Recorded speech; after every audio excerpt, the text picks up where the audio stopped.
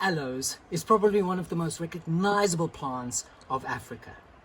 And here in the southern point of Africa, the Western Cape, we have some very nice aloes growing in between the fynbos. And this would be the king of the aloes. This is Aloe Plicatilis, or now called Kumara Plicatilis. Now they grow here in the rocky boulders and outcrops on the high mountains around Franschhoek, all the way to Worcester. But if you fly like a crow straight ahead, it's actually not that far.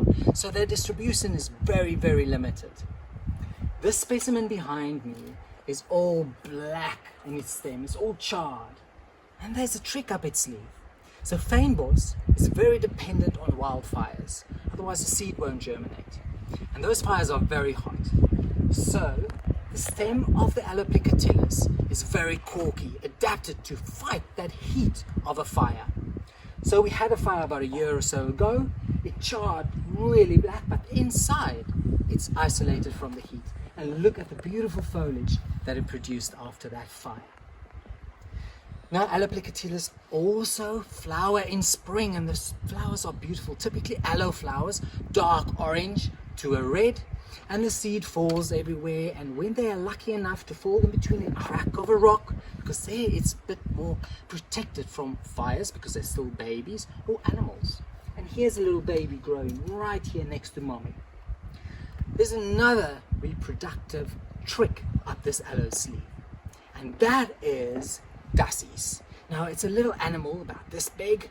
It's elephant family, but they're all over the rocks here. They're a bit shy at the moment, but when it's really dry, they climb up these Aloe Plicatilis and they nibble away just underneath the foliage. There's moisture, so they have a bit of a drink and a nibble, and usually they nibble right through, and a piece of aloe falls to the ground, like this one.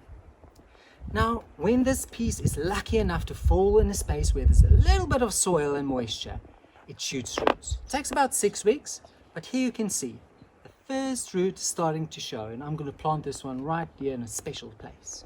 So that's another very clever way of this aloe to reproduce and stay relevant. Now they are used all over the world as pot plants. It's a very famous one. But this aloe, remember, grows high up in the mountains. A lot of mistiness. It's full sun, but it's not that hot. So when you have it in your pot at home or in the garden, have it somewhere where it's a little bit cooler. It likes the sandy soil too, well-drained soil. Beautiful architectural piece, these fan aloes in a garden setting, in between a grassy or rocky outcrop in your garden. So very nice to see them here in the mountains. Just look at these specimens. Very special to see for me today.